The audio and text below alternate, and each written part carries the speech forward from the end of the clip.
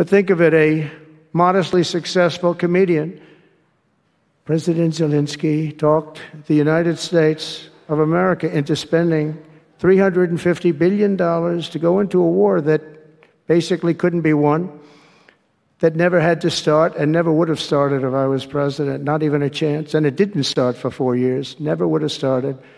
But a war that he, without the U.S. and Trump, will never be able to settle. They'll never settle that war without our involvement. That's why they did such a great job this weekend. That's why Saudi Arabia did such a great job this weekend in hosting. The United States has spent $200 billion more than Europe, and Europe's money is guaranteed. They get their money back. It's a form of a loan. Nobody knows that. I know that. I said, why isn't somebody saying, we do it the same way? And we spent much more money. We have to equalize. But while the United States gets nothing back, so they get their money back. It's a loan. We just give our money. And we had a deal based on rare earth and things, but they broke that deal. But they broke it 2 days ago. We had a deal because I said, we're spending $350 billion, and Europe gets their money back in the form of a loan, and we don't. We're just giving the money hand over fist. That's the Biden administration for you.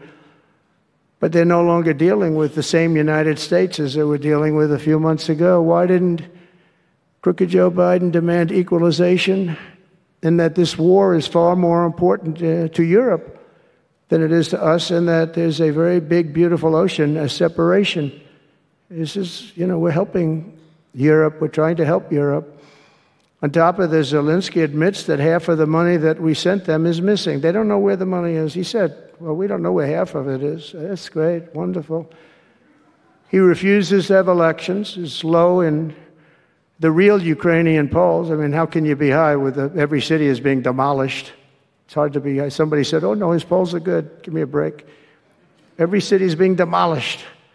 They look like a demolition site, every single one of them.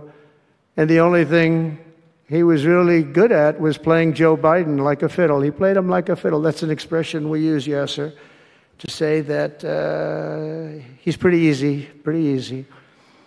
A dictator without elections.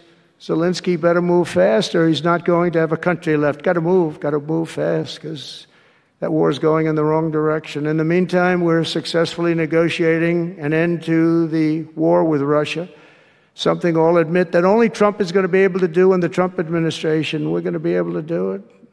I think Putin even admitted that. Biden never tried. Europe has failed to bring peace, and Zelensky probably wants to keep the gravy train going. I don't know what's the problem, but he hasn't been able. He's very upset that he wasn't invited. He could have come if he wanted to, but that he wasn't invited to Saudi Arabia. But he's been working for 3 years. There's never been even meetings or phone calls to stop this war. It's a horrible thing. I figure Russia's lost 900,000 soldiers. I think that Ukraine's lost probably 700,000. And it's a terrible thing. You'll see bodies and body parts all over the field, all over. We see them very accurately through satellites. I love Ukraine, but Zelensky has done a terrible job. His country is shattered, and millions of people have unnecessarily died. And you can't bring a war to an end if you don't talk to both sides. You got to talk. They haven't been talking for 3 years. So we hope to see a ceasefire soon and to reestablish stability in Europe and the Middle East.